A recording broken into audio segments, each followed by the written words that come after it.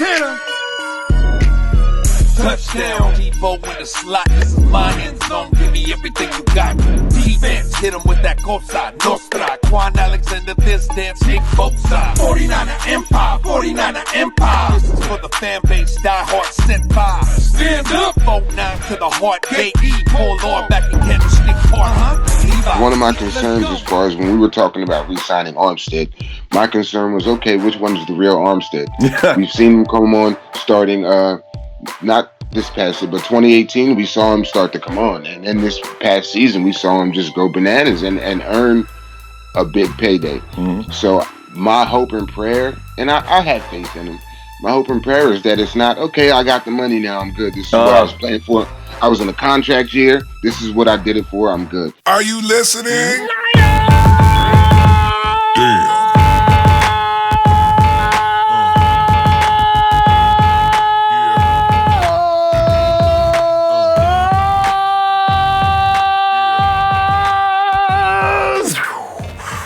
Ronbo Sports here, representing the Niner Empire organization worldwide, where 49ers football just never ends. The sun never sets on the Empire.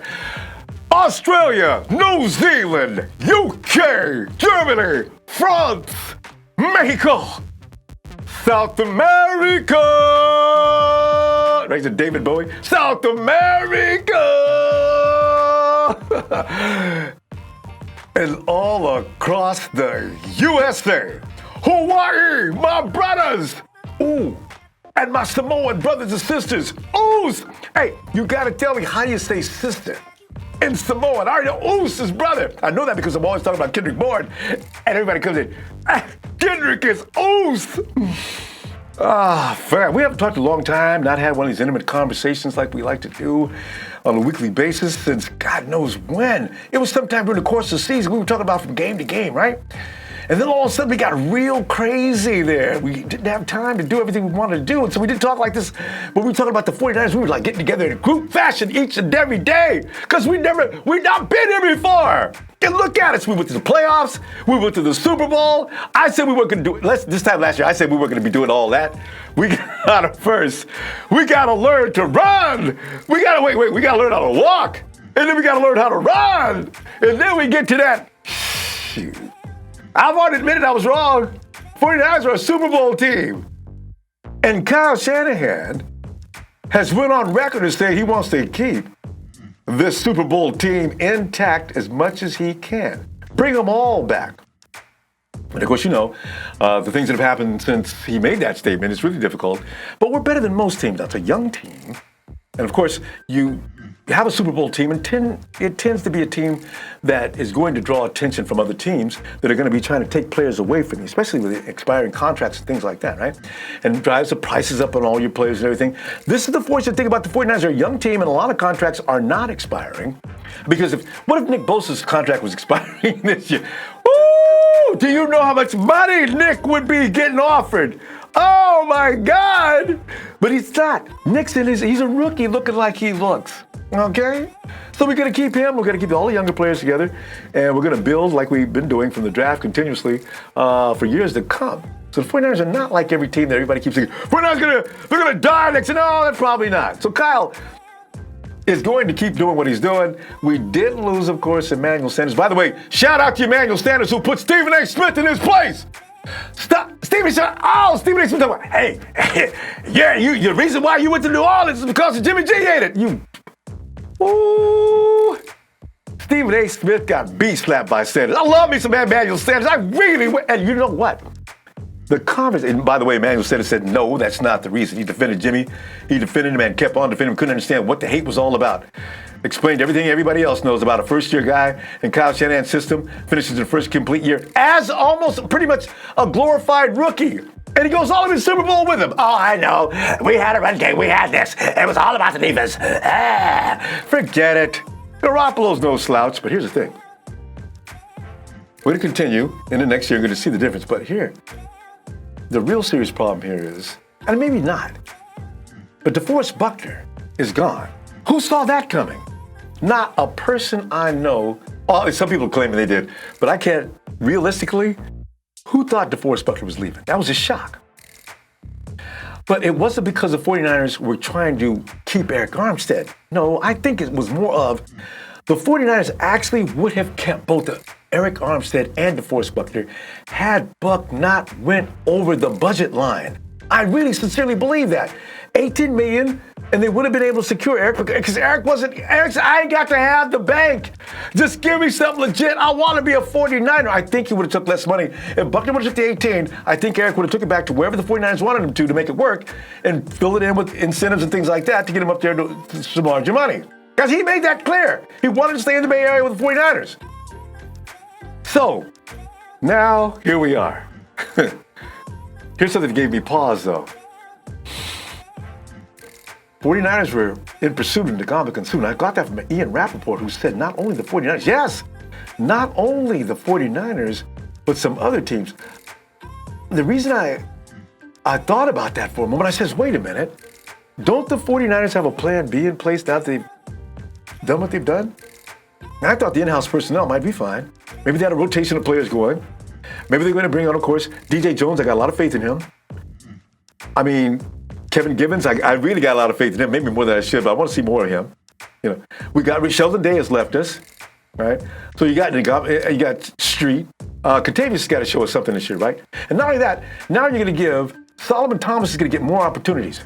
Could this be the year? Because Eric Armstead can play some where DeForest Buckner was playing, and Solomon can slide right into Eric's spot, but they want to keep Eric where he was so productive last year. So, but they're going to move players around. And quite frankly, fam, this is not about where Eric's playing. This defense is designed, and Eric Armstead's going to excel in it no matter what. You can see that. This defense is, by Kosuric, is just making him work. That's all there is to it. I firmly believe in that as well. So I feel good about that, but I'm concerned with, okay, some people do believe Kinlaw and others may be on the table for the 49ers with that 13th pick. Now, does this change the complexion of what they were going to do? Has the big board shifted in Santa Clara? These are questions that are going to have to wait to be answered later. But no Suh. What now? Because they probably thought Suh was going to bite. We're a Super Bowl team. Suh wants to be with a contender. He would have played next to Armstead. And here's the funny thing, fam. You've probably already heard it. Every player that's played next to Suh has been the sack leader. Oh! Okay, we'll get over that moving forward. Here's another thing I appreciated about keeping this team together. All right? This is just something I'm going to mention because it's getting on my nerves. It got on my last nerve during the course of the last few weeks. According to Jeremy Fowler of ESPN, who got close to a 49er insider or somebody involved with the company, he says even the team has no idea where the Tom Brady to San Francisco thing got started. Nobody in San Francisco or Santa Clara is talking about that, or nor did they entertain that thought. The media took that and ran with it, and people don't understand why. John Lynch made it clear right after the combine, what am I talking about? That Jimmy G is our guy. He wasn't kidding, he wasn't blowing smoke, he was serious. And wait, it gets better. Now, fast forward to today and yesterday. Cam Newton's available? Oh, good God. Well, no. We're not bringing in Cam Newton to replace it. Oh, God. Wait, I want to throw the flag on everybody who started here talking about that right now. 15, they'll give you 30 yards for stupid-like conduct. God. Okay, let me calm down. I get worked up every time that subject comes in. I need to learn to accept it, relax, laugh about it. It's a joke, it's funny. Comedy, funny, don't get excited. Shout out to my boy J-Dub. He's gonna remain on the team as well. Dub. My praise of Dub pales in comparison to John Lynch. Lynch got a whole article to praise Dub. I mean, he's talking about he's a good citizen. He represents the kind of player that we look upon as being the ideal. He plays great football, and he does a lot of things really good. Now, people say he doesn't get any INTs. People love to push out one little item or two, and Dub only has one. As a matter of fact, I got into an argument with somebody about Dub's coverage. Let me explain something real quick about Dub's coverage. One of the reasons why quarterbacks were dropping like flies had to do with the secondary coverage. Duh! You know, if the quarterback could see what his target is immediately, he could hit it, right? He never did. The 49ers, you can count how many times the 49ers let a ball go downfield more than 20 yards for a reception, and 40 yards was just ridiculous. I know it happened in the Super Bowl. Point being is this, they made a mistake. You were dealing with the top quarterback in the NFL, okay? How about everybody else? Russell Wilson and the rest of them who got killed in the playoffs. Nobody's talking about them. So here's the thing. Dub did a great job, and he needs to be commended for it, and he got a 3-year contract for it, and I'm proud of him. Dub will be back next year. Fam, here's the thing I want to make clear. This team is only going to get better by staying together. Bring Dub back, and bring them all back for that matter. Oh, MC, where have you been? Man, I've been on medication since the SB. Oh, no. I just got taken off a suicide watch Monday afternoon. What? But I'm back. Good. First, kick this virus Oh, and get back to work. yes. Ronbo, third trip to the SB is the charm. I feel you on that. Can I get a hell yeah? Oh, hell yeah! Oh, and I'm gone. He's so right. I have good feelings about this team next year. They're all pumped up, they're fired up and ready to go. I want to go to Cam, and let's go ahead and see what Mel's talking about out in Jersey City. Or should I say New Jersey? Actually, it's called Bang Bang Niner Gang New Jersey Niner. Let's go check him out right now. Niner fam, back to doing the one-on-one. I've been trying to talk to Mel for like a long time. I think we was talking before the Super Bowl got all crazy. We was doing dailies every day, talking to everybody, but Mel always has things that everybody should hear about, should hear. Because Mel, the Daily Show, when you get in there, you only have a few minutes. And I always have to say, Mel, we got to go. So we ain't got to go now, Mel. It's you and me, babe. How you doing? Bang. How you doing, Good, fam? Ronbo. What's good, Blake? You know. I mean, like I was whining before we started. This coronavirus, man. The people being sick and things like this. I've never experienced anything like this in my life, man. I can't wait for this to stop. So life, you get so much back to normal. But we'll get there, Mel, because we got to have the rest of the year in peace from this disease. No doubt. But Mel, let's get down to business, man. Yeah, because most importantly, we need our football, man. What are they going to do about OTAs? Oh, my goodness. Yeah, I don't know what's about to happen, man. It's crazy. Okay, hey, Mel, we don't want to scare nobody.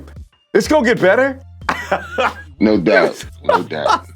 But Mel, all right, fam. Hey, Mel, by the process of some seriously money eliminations, we lost Buck, we lost Sanders.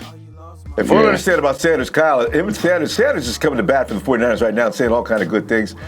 Kyle already expressed to him how he thought it just sucked that they couldn't pick him back up. So the separation was... So wait a second, I have a question for you real quick. So that was what how did it happen? Was it the 49ers couldn't pick him back up, or he didn't like the amount of money that we offered? See, that's the thing. It was only 8. He settled for $16 million. 49ers, I thought it was going to be north of $10 million like last year. He was south of $10 million. He came down to 8 for the Saints. 2-year contract. We were going to probably offer him a 2-year contract. He's 31 or 31. But the thing is, I don't see where that was a real bad contract, but it would have eaten up too much of the cap that the 49ers do have remaining now. The 49ers found their way back to $19 million somehow. Right. If you would have gave E-Man any 16, that would have, it would have made it, you figure the priority was George Kittle. No doubt. And George's contract, if you take the bulk of that cap out, now you can't sign George. And George is going to he's got to get more than everybody. Yeah, what was the guy that just signed from Atlanta? Is that Hooter? Anyway, he got a little over $10 million, I think, maybe, because you got to pay George. Oh, more. Right. Yeah, you got to pay George more. Man. Yeah, he's got to be the top. So it's the 49ers are looking at dollars and cents, and it just came down to coin. So yeah, that's what. And you know what bothers me about that? Because I heard him on, I forget what it was. It ESPN? It was something, but he was speaking to somebody, and he was talking about how he had to do what's best for him and his family. I'll never, ever, ever have a problem with that. Yeah, You have to do what's best for you and your family. That's what you do it for in the first place. Can't blame me for that. Yeah. But this is what I have the problem with is leading up to it. All he was talking about was how it's not about the money. Look, man, I want to be here. I want to go back. I want to try to, repeat, make this run again. It's not about the money. I've made enough money in my career. And, I just want to win right now. I love Jimmy. I love Kyle. I love this organization. So to turn around and, kind of do something that is the opposite of what you've been saying, like that hurt me. So that's why I asked the question. I wanted to find out, okay, was it a matter of the 49ers not making an offer or anything at all? Or was it because, like I said, I heard out of his mouth, he said, I have to do what's best for my family. So especially when I'm seeing on his IG, running around the jet plane in the background. The Superfly life. Yeah. Right. It's like, man, at least say that. Like, say it's a little bit about the money, or don't say, look, man, I'm good on money. Money's not an issue. I want to be here. I want to be with these guys. Let's go do this again. So that was my problem with with E-Man. I think he had a minimum, of course, that he wanted to get. But I think the 49ers probably couldn't have afforded him at all from the way I'm thinking about it now. Because if you only got $19 million, I don't know what you're going to offer him. They went and got Travis Benjamin for a 1-year deal. It's not paying a lot. But, if you want to go down that path as far as the money goes, I said, did we improve our situation, or is it going to get worse? You look at D-Buck. Now, D-Buck, I don't know. You know what I did? I feel bad about thinking the way I was. But the first thing I thought about was his mom. His mom looks like somebody says, well, if you could get more money in Indianapolis, now you go ahead and take that, because if your agent says he can do better, then you should listen to him. But Mom, I just want to go back and get that Super Bowl we were supposed to get. Yeah. $18 million ain't enough money. So that's why I'm a little D-Buck. Tell everybody I could work with $18 million. Give me something. Add me a couple of bonuses in there. Get me around 19.5. I'll be good. But no, we had to get $21 million and go to Indianapolis. How do you feel about that? Well, there are two sides in these, Ron. First of all, I'm a Gemini anyway, so you already know I have those two personalities and all that. Yes. So part of me is looking at this as a 49ers fan who's like, yo, Buck, man, you're a Niner for life, bro. Look, man, with the faithful, you with us for life. We're with you for life once we're bonded in that way. Once you become like a Niner, we view you as a Niner, you're a Niner for life. You see us still, Steve Young, Jerry Rice, Jesse Sapolu, like we're very close-knit. So the 49er fan part of me is like, Buck, you got to come back, bro, for anything even remotely close, anything within $7 million of what you kind of like were looking at or whatever, you got to come back. But the football player in me, man, the ball player is like, okay, the rookie contract's over, you renegotiate. This is what you've been working for. You've been working for your payday. And if you're a DeForest Buckner who's shown that you're a top 3, top 5 at your position in the NFL, and you're just coming into your prime, this is the time where you got to get that money, man. This is ball. You never know what's going to happen. Something can happen. He can blow his knee out, completely change his career course, just all of that. We watch players' value skyrocket and drop at the drop of a hat, man. So it's kind of like you got to get it while the getting is good. It's one of those situations. So I don't fault D-Buck or his mother for thinking the way they're thinking. No, wait. I accuse Mom of getting involved. I could be wrong. Yeah. And he got married. So, it gets to probably, don't tell you who was involved. And you know how agents are. The more money their player makes, the more money they make. No doubt. This is one of the reasons you become a superstar. D-Buck is a superstar, man. He's not just a star. He can. We watched him 2 years ago single-handedly anchor that defense, bro. When we were like garbage, we were trash. There was nobody. We had nobody. We were just trying to get our footing under us, and D-Buck was a star. Yeah, a Iron Man who never gets hurt. And speak to that for a minute, will you? How is it going to affect the 49ers defense? It's hard to speculate right now because it sounds like the 49ers have a plan in place. And normally whenever they do anything, that is the case. Well, how the 49ers defensive front going to look next year post DeForest It's funny. I Buckner. just had this conversation this morning, Ronbo, with individuals. It's funny that you asked me the questions that you were going to ask me because I was already having these conversations in comment sections across the nation.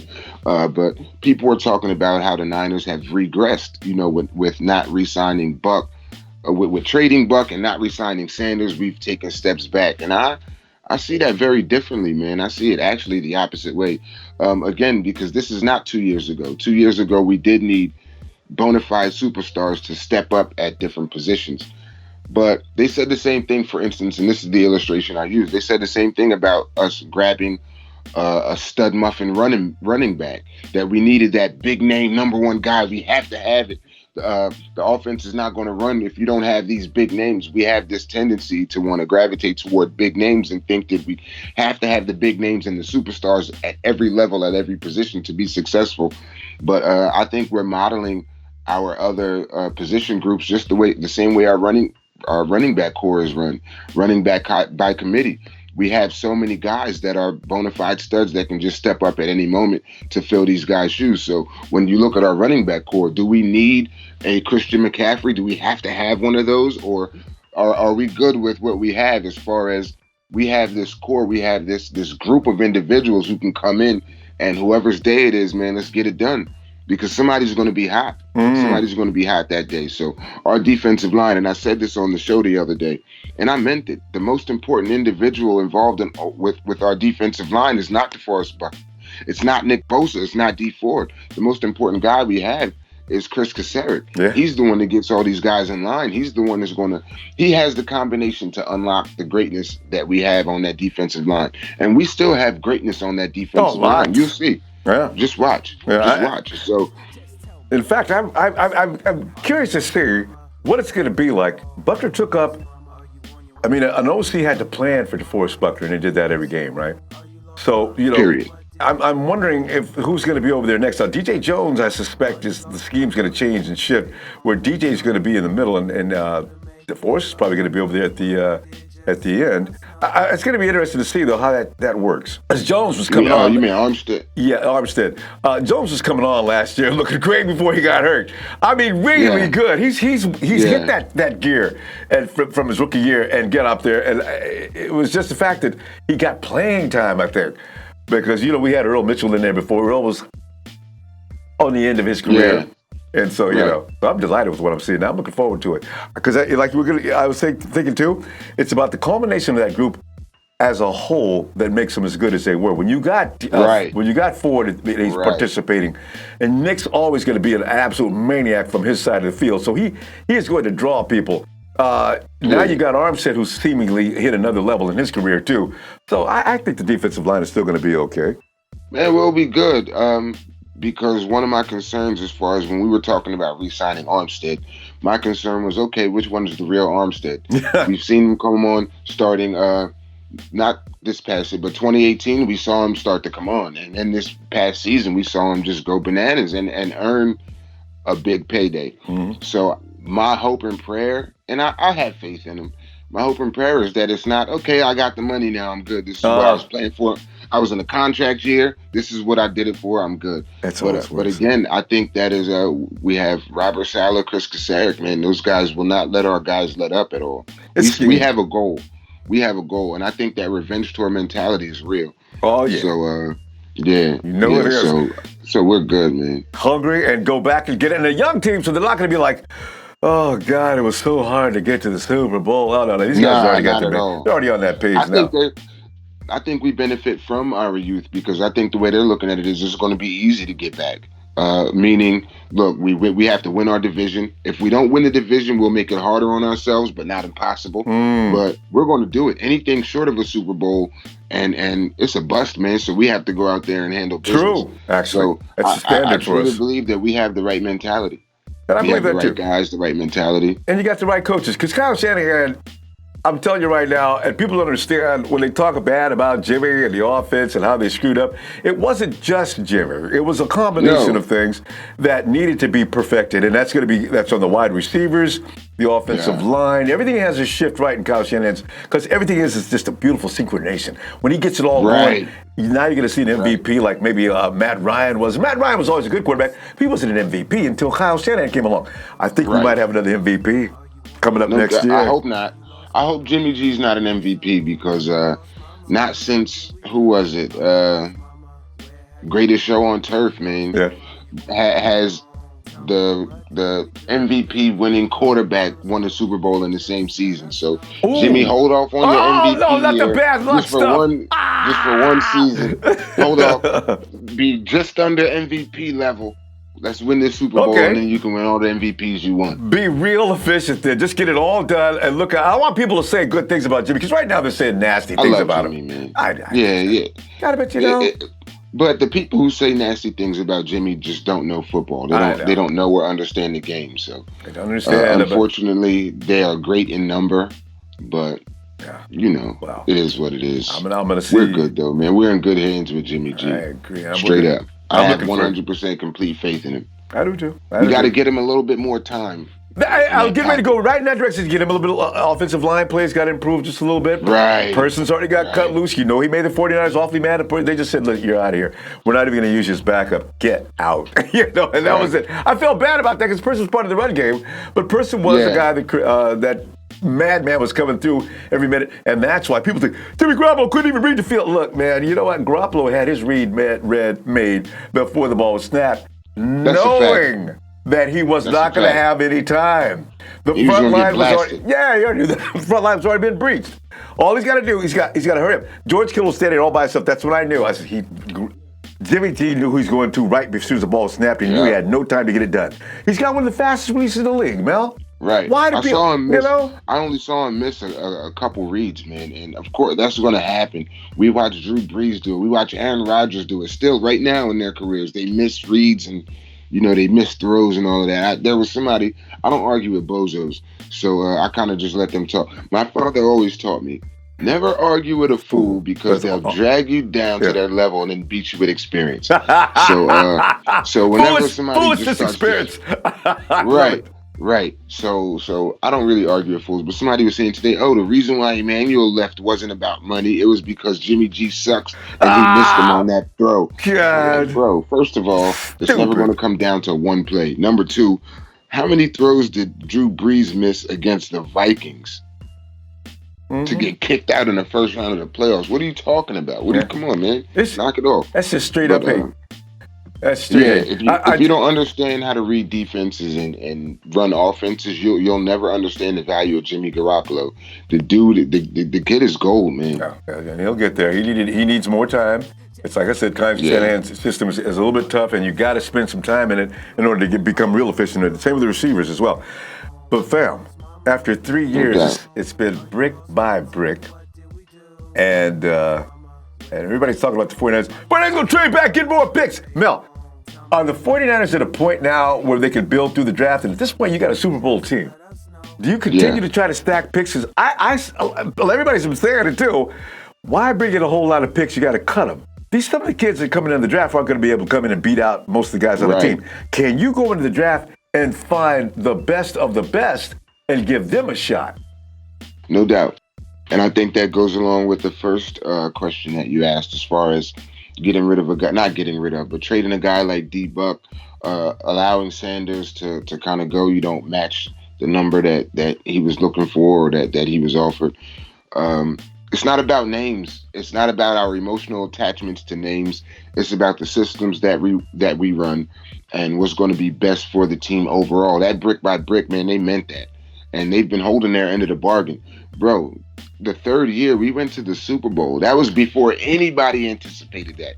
Nobody anticipated. Look, I'm the biggest Niners fan there is, and I thought we were going to be successful. But Super Bowl, I'm like, you know what? NFC Championship, I think we have, the talent, the ability, the hunger to get to the NFC Championship, and that'll be a great learning experience for us. But instead, we got to the show and got robbed in the show.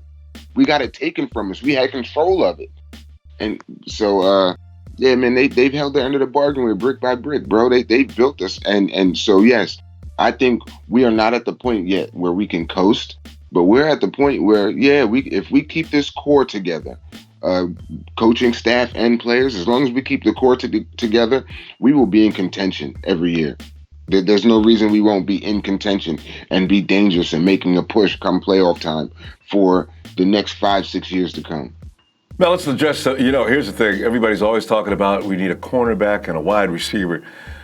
The cornerback, the fears are that Richard Sherman, I got to tell you, there's another guy that's getting a lot of flack.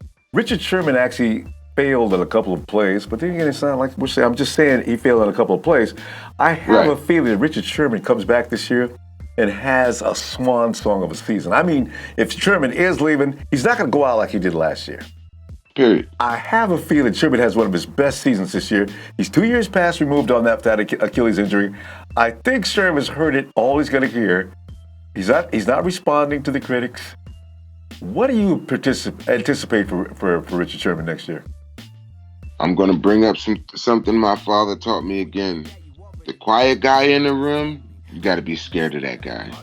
Sherman's always been a talker. But he always walked it like he talked it and everything.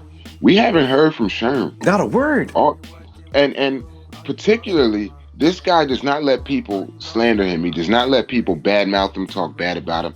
He's been getting killed from the end of that Super Bowl, man. He's been getting killed, and nobody's heard from him. This dude is locked in a lab somewhere, working, and he's just getting ready, bro. He's coming out with something to prove. Old? Oh, you say I'm old? Okay. Move to safety, you say? Okay. Darrell Revis is still running his mouth? Okay. The Super Bowl was my fault. That comeback was my fault? Okay. And he's going to come back. And, yeah, I'm looking forward to seeing this guy. When he gets quiet, it's kind of like a prison or a kindergarten class. Same deal. If they get quiet, you need to go check on them because something's going on. They're up to something if it gets quiet, and they're up to something dangerous. So Sherm, I think Sherm's going to be he's coming out with he's going to be the leader of this revenge tour. Because Mel, after watching the Super Bowl, teams think they know how to attack Sherm now. I've already anticipated that. They're gonna run them little zip patterns to the sideline, take him down, take him to the middle. But Sherman's too sharp for that. And I can already see him stepping in front of a few of those kind of shots. Because you and I both know how you combat that. I wait, I bait him. Go ahead. I know what he's gonna do. He's gonna juke toward the middle of the field, and he's gonna juke to the sideline, and then they think I'm gonna bite on that again. Go ahead, y'all do it. Good. I actually was gonna bite on it. Boom! Right. He's not dropping his Pick hips. it off. So especially when they try to put the speedsters on him. Because it's like, okay, speedsters, I'm not going to say that they're easier to guard, but they're easier to guard. They telegraph everything. When they're going to try to beat you on a go route, they're not dropping their hips. No. They're not focused on anything in the middle. They're not kind of glancing to see what the safety's doing. It's just, all right, I'm going to beat you with my speed. But when they're speedsters like that, they have to go through extra steps to try to slow down and break into their cuts and everything. So if I know that, and I played on a college level, you don't think Richard Sherman knows that? Come on, bro. Sherman, man, he got it. Yeah. And it would be different if we're talking about a Deion Sanders or a Darrell Green who kind of got old, who they buttered their bread their entire careers because they're faster or as fast as the receivers. Sherman's always been seen as, a slower cornerback. So and he's a mind guy. There it is. The guy, he outthinks the quarterback and the wide receiver. That's what I'm saying. He runs the route for him. Yeah. So I'm not worried about Sherman. On more than one occasion. I'm not worried about Sherman at all. And I also want to see, I'm thinking too, also, as I said about the offense has been a work in progress. We got farther than we were supposed to get in this last year. I did not see a Super Bowl in the future. I kept arguing with people because you know how we get all excited in the off season. We're going to the Super Bowl. Wait a minute, y'all. Stop. Slow down. Hit the brake a little bit. So, that's why I know when they did get Super Bowl, now we've set the standard for ourselves. Like you said, though, it's a Super Bowl team. Then you better get your butt back to the Super Bowl. Quite frankly, though, Mel, I don't see anybody in the NFC West. I do see the Cardinals being a sudden threat. I see the 49ers now being able to handle both, especially the Rams. The poor Rams. They've got all... Get the Rams out of here, I bro. mean, roster depletion. They got no money. They got a few more dollars than we do. A few. And I mean a few, too. But here's and half the players. So, yeah. I mean, get them out of here. They can't afford nobody, Mel. They've already got them big-time contracts. They got money that's just dead money everywhere. It's a comedy. So, but anyway, the team is to watch now is Arizona Cardinals. No doubt. I'm concerned. No doubt. I'm concerned, Mel. It's kind of like the early 2010s, man, when we had Harbaugh, went to three straight NFC championships. Yeah. From that point, when Harbaugh came in, everybody was gearing up to beat our 49ers team. Every move that they made during season, off season, every player that they picked up, every coach that they picked up was specifically geared and designed and tailored to beat the 49ers. So I think that's the move that everybody has to make now as well, is they're gearing up to beat the 49ers. They're not gearing up for the Seahawks. They're not gearing up definitely for the Rams. Get them out of here. And the Cardinals are the team that's really has to gear up the most. Coming, and they picked they're up dangerous. D-Hop. And nobody's looking at them. I think that the Cardinals are going to turn a lot of heads this year. They are. Outside of the NFC West. I think they're going to turn a lot of heads. I don't know if people understand the storm that can really come with this Cardinals team that they're putting together. Man. But I'm not worried, man. We're the 49ers. The thing is, we're good. I just the competition. I'm just even when we're playing, you get rolled up for certain teams. You know, them boys. No doubt. Them boys gonna be ready, man. They gonna be lit. We got to bring it. You know. So I do pick the Cardinals as being that team this year. Mel, give me a breakout player this year for the 49ers. Last year, Nick Bosa was no surprise. Everybody knew Nick was gonna come in slamming. Yeah. Who's going to be the dude this year on defense and offense? Real quick, we got a couple of minutes. I think that's tough. I think KB is about to have his career year this year. I think KB is coming out with hunger. I love KB, man. Even the downtime, even when people were talking bad about him, I kind of tried to stop him from bad-mouthing Kendrick Bourne. Because I think his potential is unlimited. He has great size. But as far as offensively, I think McKinnon and Taylor are about to show us something this season. Both of them coming off injuries. Not so much Trent Taylor. People haven't really been questioning Trent Taylor, but McKinnon, people have been questioning him and whether we should have kept him. We just gave him money. He's not worth it. People were upset. If you recall, a lot of fans were upset before he even got hurt. They were upset when we brought him on and gave him that amount of money. So I think McKinnon's coming here with I think he's about to have a crazy season, bro. I like that. And with the addition of Trent Taylor in the middle, things are going to open up. Jalen Hurd, I don't want to set the bar too high for him, not totally knowing his situation coming off of his back injury and what's going on with that. But I think we got the guys, man. I don't think we needed Sanders to come back. We have the guys in that locker room to get it done and the mentality offensively. And we're talking about Kyle Shanahan, man. He's the Dr. Evil of NFL coaches. Throw me a freaking bone here, Scott. Been a freaking evil doctor for 30 years. Yeah, all right. He's a mastermind, criminal mastermind. It is. I love it. Nobody can deal with it. Defensively, I don't even know, bro. I think Kwaski's going to have a great year, but Kwaski's my guy anyway. So I'm expecting him to have an all-star Pro Bowl year. Kwaski. We give us a little try because it's easy to pick the offensive guy, but we'll come back to that defensive guy. All right. Mel, we going to roll. I tell you what, fam. Good stuff. Bang, man. There you go. Juice, baby. The juice is loose. Yeah. Big 4-4. Mel, are you ready? No doubt. I'm going to put a big holler. I'm ready, man. 3. I'm ready. 2, 1. Let me get a bang, bang, man. Niners! Bang, double bang, gold gang, man. We in here. I'm put on Mel's information up IG, social media, and he's also got a Jersey Niner on YouTube. Yo, the Jersey Niner all day, man. Yeah. Thanks, Mel. Appreciate you, fam. Can't wait. Mel, get up, stay on my phone. Mel, love when he calls in. Well, Mel's a ball player. He reeks it when you see him talking. Fam, you know what? Listen, I'm going to go ahead and take off because I'm going to get ready to see you again in a little while anyway. So check it. please remember, share, hit like, subscribe. I can't wait to get back together to talk some more Niners football. Wait a minute, let me do that right. Count me out of here. 7, 6, 5, 4, 3, 2, 1. A Niners! Oh, this is crazy, mother.